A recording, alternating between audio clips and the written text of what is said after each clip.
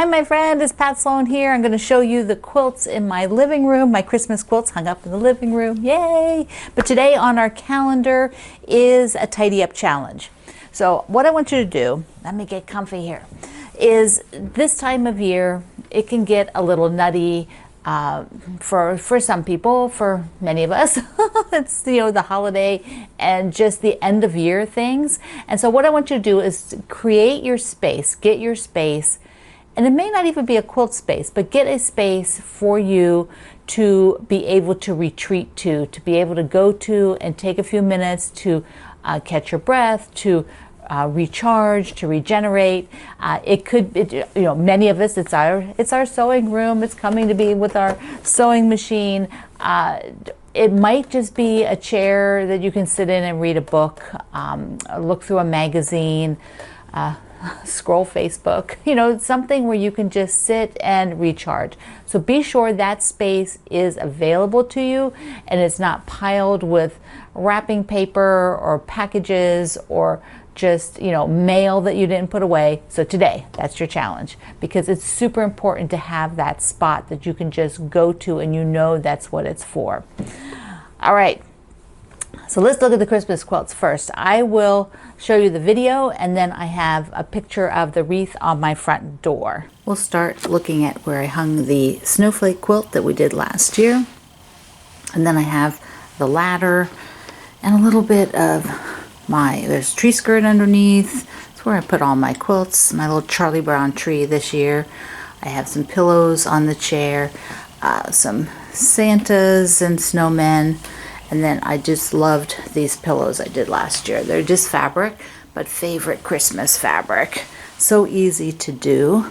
There's our Holly Jolly wreath that we just finished, and I did the Dresden pinwheel up there. I have a bunch of table runners, but I decided to put the car out here. You have the car in my studio, the whole quilt, bring home the Christmas tree. And this bowl is one from the poinsettia. It's one from my grandmother. So I just love that. So my Christmas decorating, that's all I'm doing this year. Just keeping it with the quilts. And there you go. And so I opened the front door here so you could see the wreath up, and it looks so good. It fits just perfectly on my front door. I am so excited to have that. So excited. Now you may have seen a little round Santa sitting on the one table. So here he is. He is my newest acquisition. This is this year's acquisition. I didn't get anything last year new for the holidays, and I usually try to pick up one thing, but I was in the grocery store, and I always go and look because you never know, they have some cute things. And this, how could you resist? You could not resist him. Look at his face. Look how darling he is. Oh, so cute. So I had to show you. I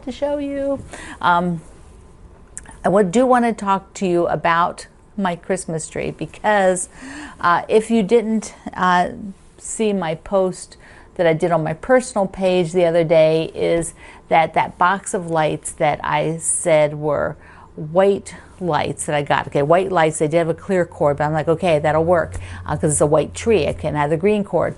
Well, I put plugged them in to put them on, and the lights were pink, the bright pink. So I'm like, okay, I did not order pink lights. I went and checked my order. They were white. So what looked on the box, there was a sticker and it said white.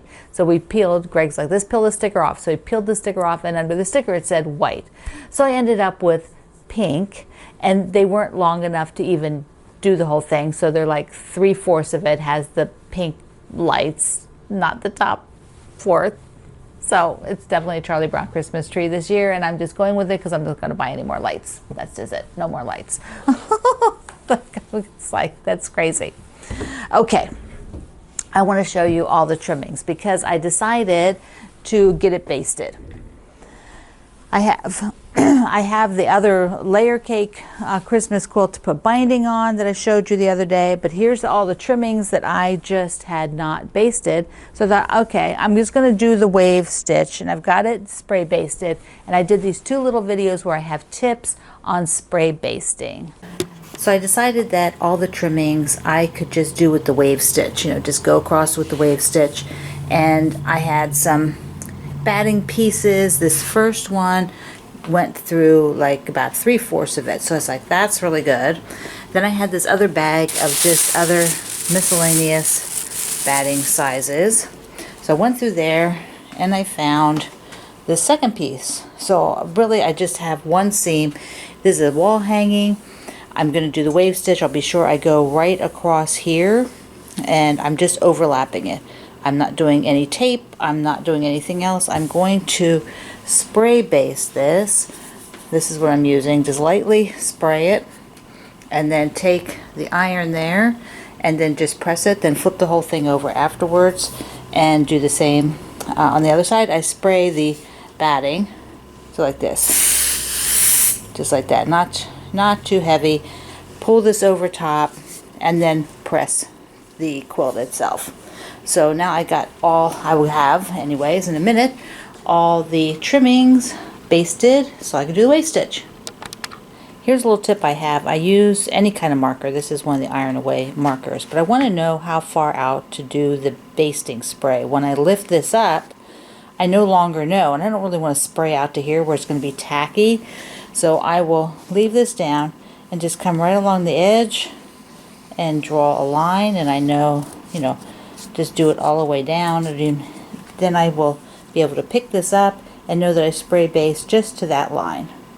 And I want to show you the back because I wanted to just use up the rest of this gray that I had, which was the background of the blocks on the front, and then I had enough of this red to even it out. So I have to go look. I do not remember what binding I have for this. I think I cut binding. I think there is binding cut. So I have, it is. I have it all cut. It was this fabric. And it's in the drawer, the binding section, which isn't all binding anymore. That's like, I have it there. Okay, the other thing I did this week was a bit of, I went through and found a bunch of little spools. Here, I'll show you this picture. I found a bunch of not little spools, they're spools with a little bit of thread on them. And so I wound them onto bobbins to get those, sometimes I worry, I could think, I might need that color, because when you do applique, I like to have thread that matches. But there was so little on there that I was like, it's better just wind it off on a bobbin. I know I will have a color somewhere that will work. It'll be fine. So I did that, and at the end of the month, which will be the end of the year, I will see how many spools I put in that jar of mine. It's pretty full. I have lots and lots of thread, so I don't just sort of run one off, like use it and just run it all the way through. That's kind of not how I work. I change thread colors, and so, it's sort of a random way of checking, but it got a few, I think there were 4 spools I wound off. So it's like, yes. Okay. I've got a mail call, and then I want to show you 2 other things. So let me just stick this back over there, and got a couple of wonderful cards. This one is from Melanie. Look how pretty that is. Thank you, Melanie. And I have this one from SJ, which she made. Look at that. I love that collage stuff. That just always is so cute. Beautiful messages from all of you. Then Elaine sent another card she made. This is Elaine from Michigan. Look how pretty that is. And then Lisa was so sweet. She sent me this card, and then from the Arbor Day Foundation, she sent me this yummy coffee and this gorgeous travel mug. I love, when we go out in the morning, if we have to go do an errand, I take coffee with me. And this is a perfect size. I just can't wait to use it. So thank you, everybody. Mwah. Thank you so much for those. They are wonderful. Okay, what else did I do here? For the Woodland Wonderland, I made mushrooms the other day. So now I have 4 mushrooms. So the bottom of this, I do have the other large mushrooms. So there are 4 mushrooms on the bottom.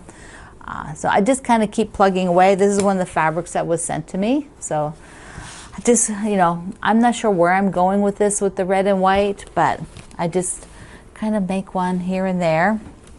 I also, for the flea market mix, I sewed up this section. So I thought you might want to see that. I got this section sewed. I love it. Love it, love it, love it. Of course, I did, you know, what I say and what I do in the end are not always the same. So I had said that, oh, like I would leave the red plaid here. And then I decided, no, I couldn't leave the red plaid. I had to have a different red. So I picked the red with the text to go in there. And I did leave the basket against the basket. I was like, okay, I'm good with that. So this is one quadrant of this free pattern. And this is using the woodsy fabric, which is just so cool. I am so excited. It's so fun to play with it. Play with all those different fabrics. All right. Now the other thing is, if you noticed, maybe you didn't notice, but on the front, see, look, I got a new sticker on here for my baby lock.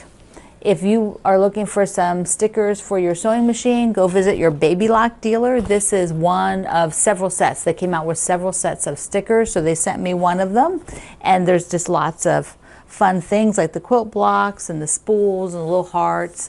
I just love it. So I put that one on the front here, so you know where my machine is. Okay, last thing is that I do need to do the setting around there, so maybe I'll work on that today. And I'm also writing patterns for our next Sew Block Wednesday Sew Along, Sweet Dreams. So I'm getting the patterns written up for that and working on that this week. Fun stuff. All right, my friends, I love you. Oh, before, remember, go tidy up your space. Okay, I love you. Mwah. See you online.